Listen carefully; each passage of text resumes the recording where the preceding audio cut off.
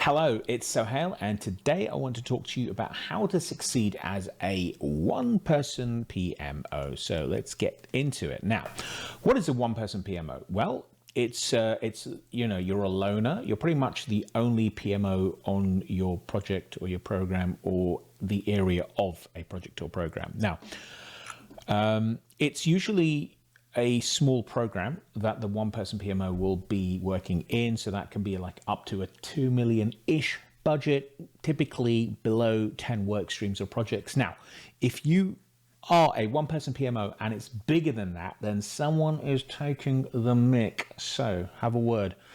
And what are you doing? Well, as per the classic Little Britain sketch, you writing the theme tune, singing the theme tune, playing the theme tune.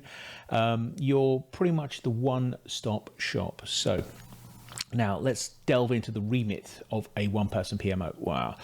I like to think of it broadly as production and communication, so outwards and producing, and then things a bit more passive, which is oversight and update. Now, production communication being your meeting with your stakeholders and especially with the project managers who are doing the delivery. Then you are doing status reports on the back of that, and you're doing wider pack production and reporting. So you're looking at a lot more than just status reports. You're most likely involved in planning to some degree, where probably not doing the actual planning itself, but possibly holding the pen on the deck in terms of the plan. And then there's the usual project admin and documentation, dare I say drudgery. I won't said it. And then you've got the oversight and the update as well. That is things like maintaining the RAID. So risks, issues, assumptions, dependencies, and so forth. And you might not be the source of those items, but you are likely on the hook for staying on top of those and reaching out to the various stakeholders and making sure that what they're seeing on the project and programming is being fed and captured. Change control, possibly. If there is a decent amount of change control, then you're probably owning that and updating that.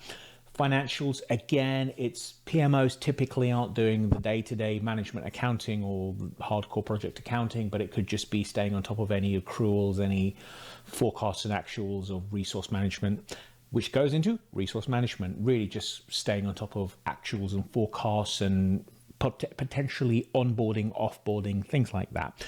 So that's the one-person PMO remit. Now, what is the best way to succeed if you are a one-person PMO? Well, the balance.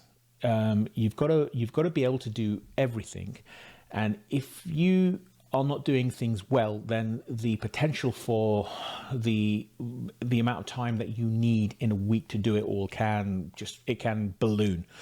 Now, I like to think of the most important thing that you have to implement is efficiency at a macro level. So everything you're doing has got some kind of efficiency built in.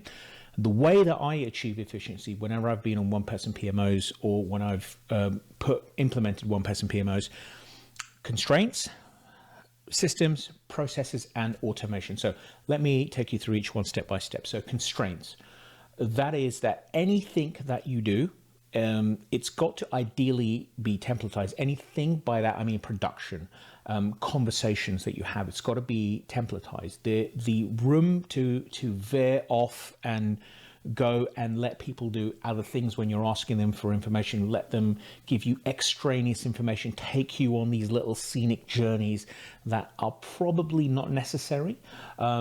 That is very important. Now, if they're telling you lots of extra information, you need to have a system for working out whether that's an update, whether that's that needs to be in the risk register, or the planning needs to be updated, and so forth.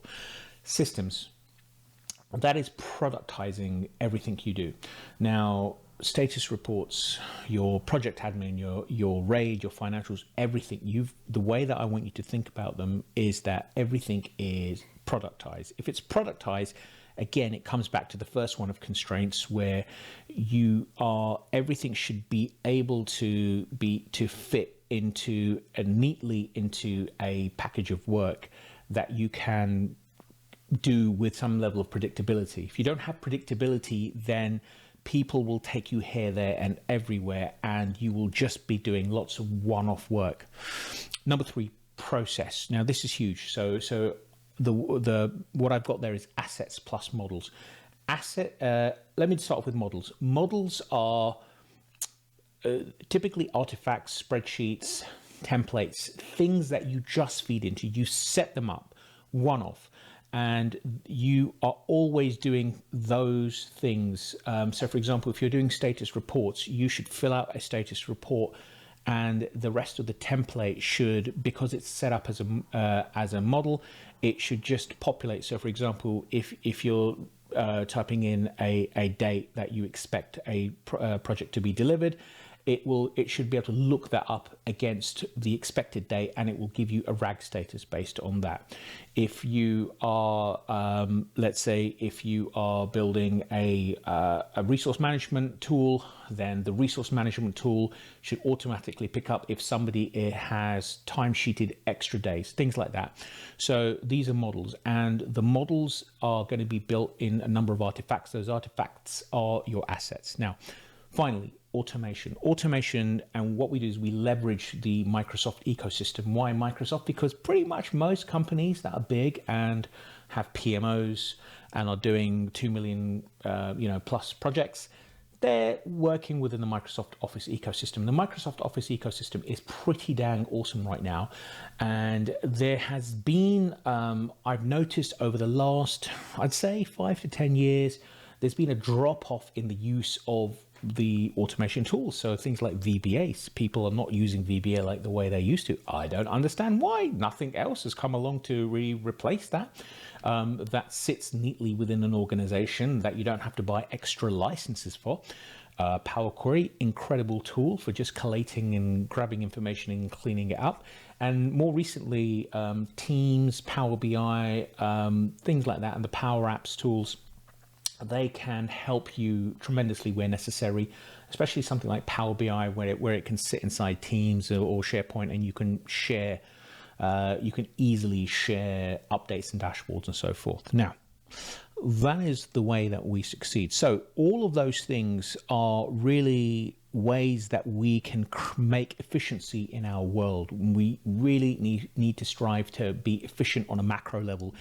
By that, every aspect of what you have to do, there has to be efficiency baked into it. If there isn't, then you will just get time leakage, right? And that it means that you'll spend an extra time doing planning bits. You'll spend extra time doing status reports. You'll spend extra time looking at your financials. But if everything has been has a layer of constraints and sits within a system and a process and is operated in an automated way, then you will minimize your time leaks. And when you minimize your time leaks, when you have time leaks, look, what will happen is that you can, if you're unprepared for unexpected additional workload, then you will have extra work on top of all the additional leaked time through your week. You can be unprepared to do ad hoc requests and sudden audits and things like that, and you're just on what I call the stressful hamster wheel of stress. Stressful hamster wheel of stress. I need to rework that bullet, but I'm going to leave it there. AKA the cycle of dread. We can't operate in a cycle of dread. It's just not sustainable for anyone. It's not a reasonable expectation of a human being, but it can be this thing really pretty much creeps up on anyone who's working in as a single person PMO.